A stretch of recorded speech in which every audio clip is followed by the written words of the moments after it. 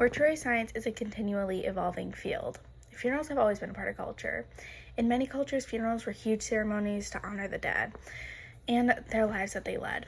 However, in the past, embalming was not a common practice, and so morticians did not really exist as there is no way to preserve the bodies.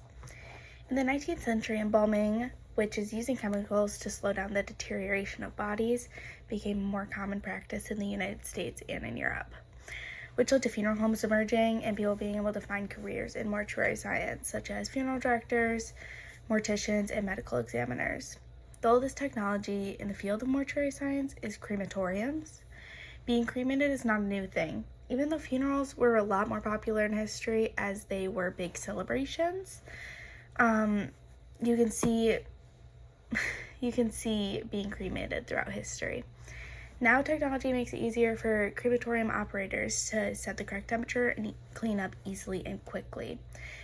The career in mortuary science that has benefited the most from advancing technology is 100% medical examiners, as over the years, medical examiners have been able to understand more and more how to figure out how a person has passed.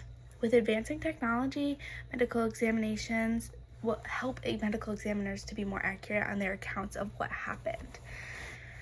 X-rays can show where solid objects are, which help in cases where somebody may have been shot and you don't know where something is in the body, or if you don't know anything about what happened to this person, you can understand if you take an X-ray and there's something in them.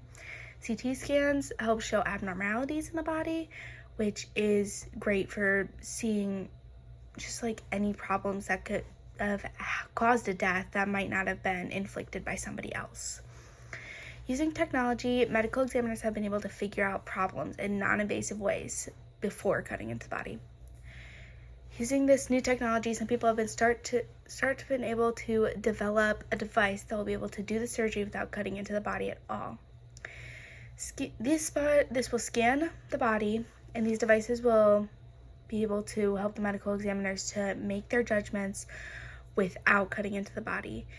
This could help with keeping air bubbles intact if somebody was hurt or stabbed, to get a more accurate timeline of when the victim passed. And this will help the victims' families be able to get easier justice and help medical examiners to be able to understand what happened to the people without having to go through as much problems as before. It is also against some religions to have people cut into their body, so it could be helpful for people of those religions to understand what happened without being given surgery.